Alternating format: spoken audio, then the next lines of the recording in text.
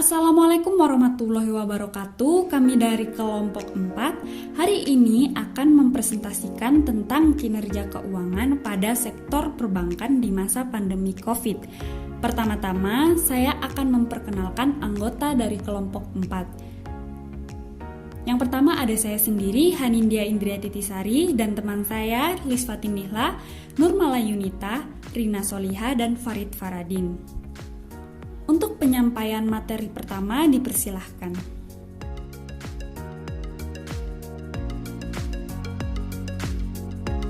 Di sini saya akan menjelaskan tentang pengertian kinerja keuangan. Kinerja keuangan adalah suatu analisis yang dilakukan oleh perusahaan untuk menghasilkan suatu keputusan dalam periode waktu tertentu dengan mengacu pada standar atau target yang telah ditetapkan. Selanjutnya, indikator kinerja keuangan. Menurut Kasmir 2016 halaman 106, untuk mengukur kinerja keuangan perusahaan dengan menggunakan rasio-rasio keuangan dapat dilakukan dengan beberapa rasio keuangan. Setiap rasio keuangan memiliki tujuan, kegunaan, dan arti tertentu. Adapun rasio-rasio yang dimaksud dalam Kasmir 2016 halaman 110 yaitu rasio likuiditas, rasio leverage atau rasio solvabilitas, rasio aktivitas, rasio profitabilitas, rasio pertumbuhan, dan rasio penilaian. Indikator kinerja merupakan suatu yang akan dihitung dan diukur serta digunakan untuk melihat tingkat kinerja keuangan sebagai dasar untuk menilai baik dalam tahap perencanaan, pelaksanaan, maupun serta kegiatan selesai dan berfungsi. Selanjutnya, bentuk-bentuk rasio keuangan. Di sini ada 3 bentuk-bentuk rasio keuangan. Yang pertama, rasio likuiditas. Secara umum, tujuan utama rasio likuiditas seperti yang diungkapkan oleh Kasmir 2016 halaman 133 untuk menilai kemampuan perusahaan dalam memenuhi kewajibannya. Selanjutnya, yang kedua, rasio leverage. Leverage adalah rasio yang digunakan untuk mengetahui besar kecilnya kemampuan perusahaan dalam membayarkan kewajibannya baik dalam jangka panjang maupun jangka pendek. Yang ketiga, rasio profitabilitas. Profitabilitas adalah kemampuan dalam mengukur suatu perusahaan untuk menghasilkan keuntungan atau profit pada modal saham dan tingkat perusahaan. Baik, selanjutnya saya akan menjelaskan tentang kebijakan pemerintah dalam menangani COVID-19. Berbagai kebijakan pemerintah untuk mencegah penyebaran penularan virus corona agar tidak menyebar luas di dalam masyarakat yang telah diimplementasi selama masa penularan wabah COVID adalah sebagai berikut. Yang pertama, kebijakan berdiam diri di rumah atau stay at home. Dan yang kedua, kebijakan pembatasan sosial atau social distancing. Dan yang ketiga, kebijakan pembatasan fisik atau physical distancing. Dan yang keempat, kebijakan penggunaan alat pelindung diri atau menggunakan masker. Dan yang kelima, kebijakan menjaga kebersihan diri atau mencuci tangan. Dan yang keenam, kebijakan bekerja dan belajar di rumah. Dan yang ketujuh, kebijakan menunda semua kegiatan yang mengumpulkan orang banyak. Dan yang kedelapan, kebijakan pembatasan sosial berskala besar atau PSBB hingga terakhir. Dan yang kesembilan, kebijakan pemberlakuan kebijakan new normal. Dalam rangka pencegahan terjadinya resesi ekonomi akibat COVID-19, maka dilakukan relaksasi di sektor perbankan, instrumen, dan intervensi fiskal di sektor fiskal, dan sebagian besar di negara melakukan cara agar pandemi COVID-19 tidak berdampak sangat dalam pada sektor ekonomi. Sehingga krisis kesehatan yang saat ini terjadi sedapat mungkin tidak berdampak pada krisis ekonomi sosial dan keuangan. Dan yang selanjutnya, kinerja keuangan atas kebijakan pemerintah dalam menangani COVID-19. Salah satu faktor penentu keberhasilan sistem ekonomi di Indonesia dipegang oleh sektor perbankan yang merupakan jantung dalam sistem perekonomian Indonesia. Pemegang fungsi intermediasi, maka bank sebagai penghimpun dananya masyarakat dan sebagai penyalur kembali ke masyarakat dengan kredit kepada sektor-sektor usaha dalam rangka membantu pengembangan usaha sebagai penunjang terlaksananya pembangunan nasional. Dalam rangka mewujudkan pembangunan yang merata, pertumbuhan ekonomi yang meningkat dan kestabilan nasional serta taraf hidup rakyat, perbankan Indonesia dituntut untuk melakukan peningkatan kinerja keuangan supaya bertahan dan bersaing dalam ketatnya aktivitas bisnis perbankan. Kinerja keuangan bank terdiri dari kegiatan bank pada periode mencangkup segi funding atau penghimpunan dana dan lending atau penyaluran dana. Kemudian menggunakan indikator pengukuran dari segi kecukupan modal, likuiditas, dan profitabilitas bank. Pengukuran kinerja keuangan dapat dilakukan dengan melakukan analisis dan evaluasi laporan keuangan. Selanjutnya, kinerja keuangan perbankan di masa COVID-19. Secara empiris dan praktik membuktikan bahwa selama hampir 2 dekade, perbankan di Indonesia dapat bertahan dari goncangan krisis domestik dan global. Bahwa dalam konteks COVID-19, gelombang krisisnya berbeda, di mana menciptakan 3 krisis besar, yaitu krisis kesehatan, krisis ekonomi, dan krisis sosial. Pandemi virus corona atau COVID-19 saat ini turut menekan roda perekonomian global dan nasional. Industri keuangan khususnya perbankan juga ikut berdampak. Namun dalam kondisi ini masih banyak aspek yang harus dibenahi dalam pengawasan perbankan. Meskipun saat ini secara keseluruhan manajemen risiko dan pengawasan berjalan masih cukup baik. Selanjutnya akan dijelaskan oleh teman saya. Baik, untuk selanjutnya adalah metodologi penyelesaian masalah. Dalam penelitian ini, yang pertama, variabel penelitian yang digunakan adalah variabel bebas atau independent variable, yaitu variabel yang tidak dipengaruhi oleh variabel lain. Yang kedua, populasi dan sampel. Populasi dalam penelitian ini menggunakan perusahaan pada sektor perbankan yang ada di Indonesia yang berjumlah 118 bank. Yang ketiga, metode analisis dalam menganalisis data penelitian untuk menguji hipotesis yang timbul, yaitu dengan menggunakan statistik deskriptif dan uji beda terhadap masing-masing rasio keuangan pada 4 kelompok bank, atau dalam hal ini dapat menggunakan uji ANOVA atau uji Kruskal-Wallis. Baik, yang selanjutnya adalah hasil analisis dan pembahasan. Yang pertama adalah deskripsi objek penelitian.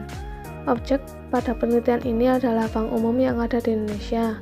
Bank-bank umum yang masuk dalam kinerja pengambilan sampel adalah terdiri dari 2 bank pembangunan daerah atau BPD, 4 bank BUMN, 22 bank swasta nasional, dan 10 bank asing. Untuk selanjutnya adalah hasil analisis dan pembahasan. Yang pertama adalah statistik deskriptif. Uji statistik deskriptif digunakan untuk memberikan gambaran mengenai karakteristik variabel-variabel yang digunakan dalam penelitian ini. Variabel-variabel yang digunakan yaitu capital equity ratio atau rasio kecukupan modal, non-performing loan atau NPL atau resiko usaha bank, debt to equity ratio, return on asset atau rasio yang mengukur kemampuan perbankan dalam menghasilkan profit atau laba, return on equity, dan LDR atau loan to deposit ratio atau rasio yang mengukur kemampuan bank dalam memenuhi kewajiban jangka pendek. Hasil statistik deskriptif terhadap Data penelitian disajikan pada tabel berikut ini.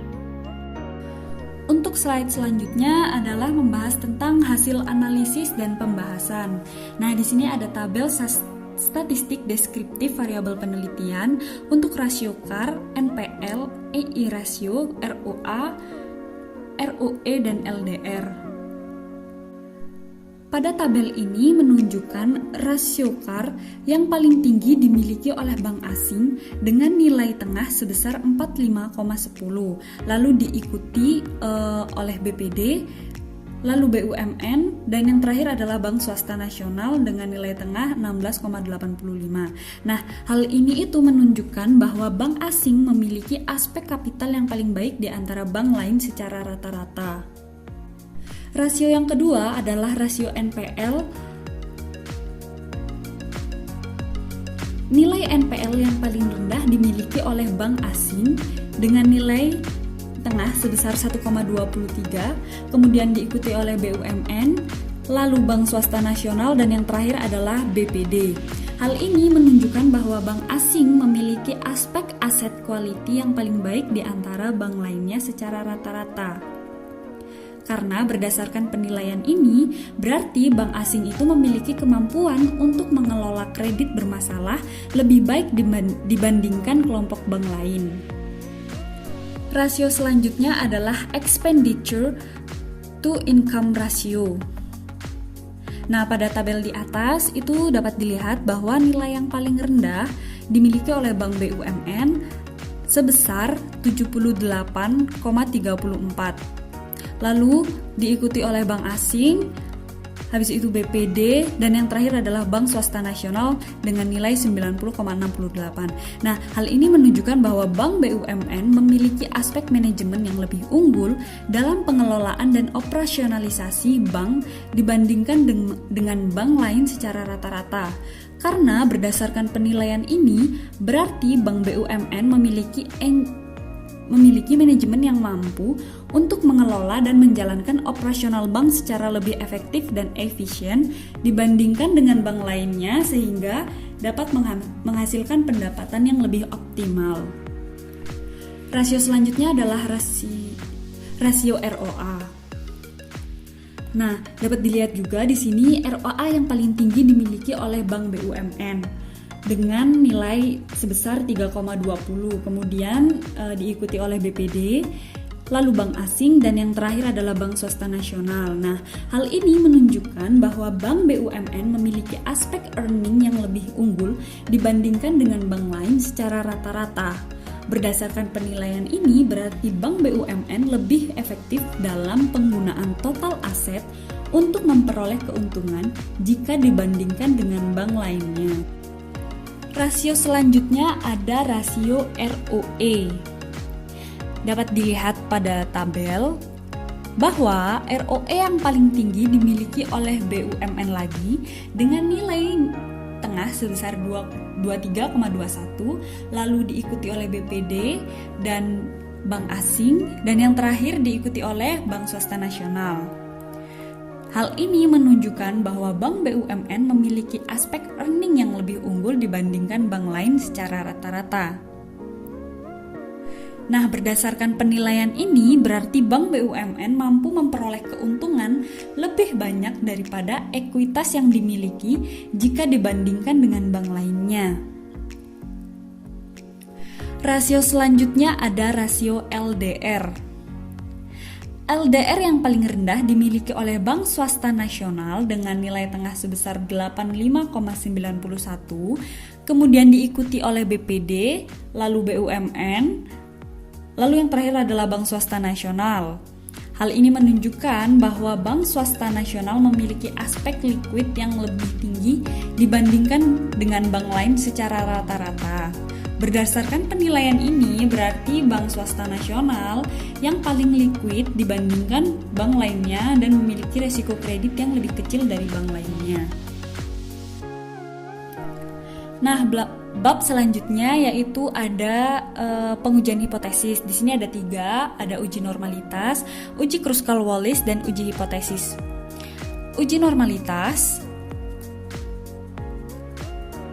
digunakan sebagai salah satu tahap untuk menentukan teknik analisis data yang digunakan untuk menguji perbedaan dari variabel-variabel dalam penelitian. Yang kedua, ada uji Kruskal-Wallis yang digunakan untuk melihat apakah terdapat perbedaan dari variabel-variabel penelitian, yaitu rasio-rasio yang menjadi dasar untuk menilai kinerja keuangan. Beberapa hipotesis yang akan dibahas di slide selanjutnya. Selanjutnya adalah pengujian hipotesis. Yang pertama adalah uji normalitas. Uji normalitas ini dilakukan sebagai salah satu tahap untuk menentukan teknik analisis data yang digunakan untuk menguji perbedaan dari variabel-variabel dalam penelitian, yaitu apakah menggunakan uji ANOVA atau uji Kruskal-Wallis. Hasil dari uji ini dapat dilihat pada tabel di bawah ini.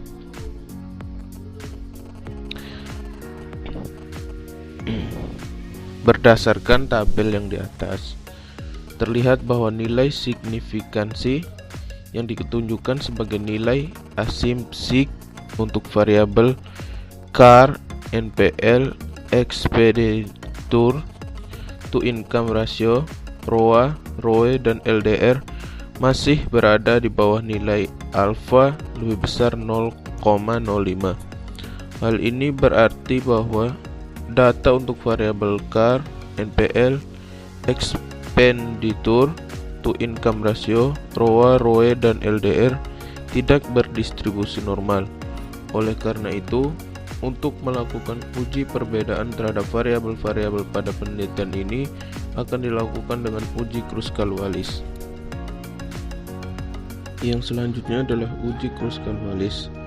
Pada penelitian ini, uji Kruskal-Wallis digunakan untuk melihat apakah terdapat perbedaan dari variabel-variabel penelitian, yaitu rasio-rasio yang menjadi dasar untuk menilai kinerja keuangan.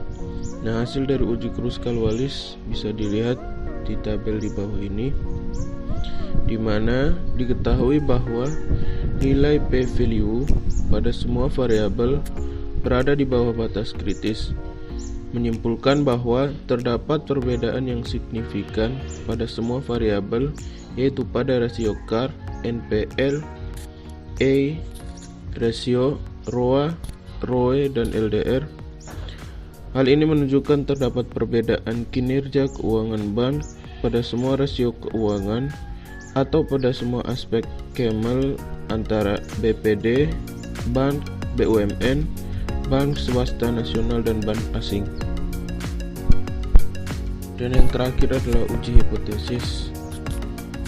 Hipotesis pertama pada penelitian ini adalah bank asing memiliki kinerja paling baik dibanding kelompok bank lainnya ditinjau dari aspek kapital.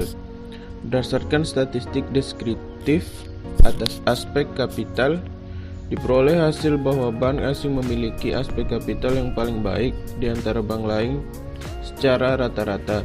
Selain itu, berdasarkan hasil uji Kruskal-Wallis, terlihat bahwa variabel rasio CAR memiliki chi-square sebesar 51,124 serta memiliki nilai asymsik sebesar 0,00, yang berarti nilainya di bawah batas kritis penelitian, yaitu 0,01. Hal ini menunjukkan bahwa terdapat perbedaan yang signifikan terhadap rasio CAR antara BPD, bank BUMN, bank swasta nasional, dan bank asing. Oleh karena itu, dapat disimpulkan bahwa hipotesis pertama diterima.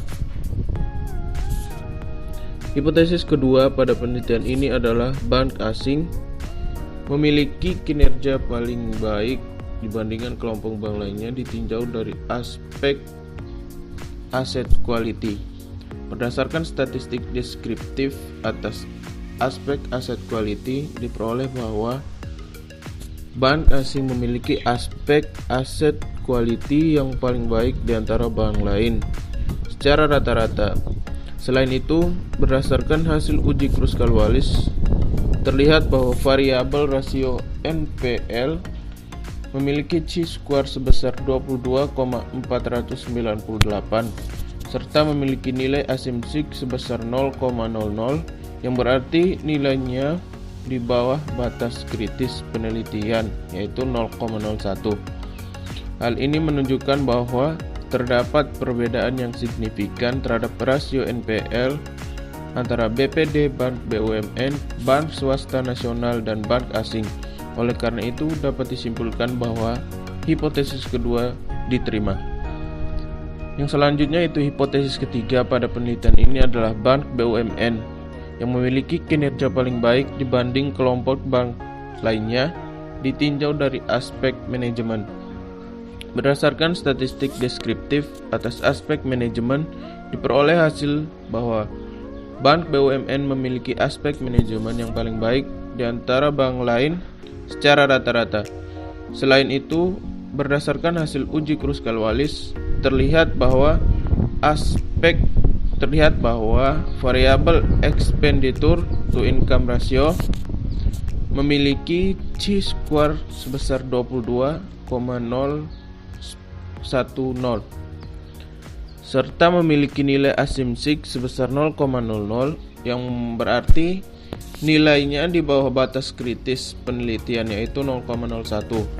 Hal ini menunjukkan bahwa terdapat perbedaan yang signifikan terhadap expenditure to income ratio antara BPD dan bank BUMN, bank swasta nasional, dan bank asing. Oleh karena itu, dapat disimpulkan bahwa hipotesis ketiga diterima. Untuk hipotesis keempat pada penelitian ini adalah bank BUMN memiliki kinerja paling baik dibanding kelompok bank lainnya ditinjau dari aspek earnings. Berdasarkan statistik deskriptif atas aspek earnings, diperoleh hasil bahwa bank BUMN memiliki aspek earnings yang paling baik di antara bank lain secara rata-rata.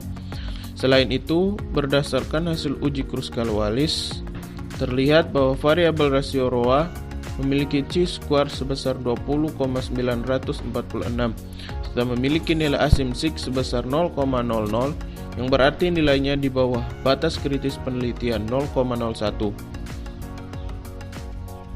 Informasi variabel rasio ROE yang dapat diketahui yaitu nilai chi-square sebesar 31,539 serta memiliki nilai asumsi 0,00 yang berarti nilainya di bawah batas kritis penelitian, yaitu 0,01.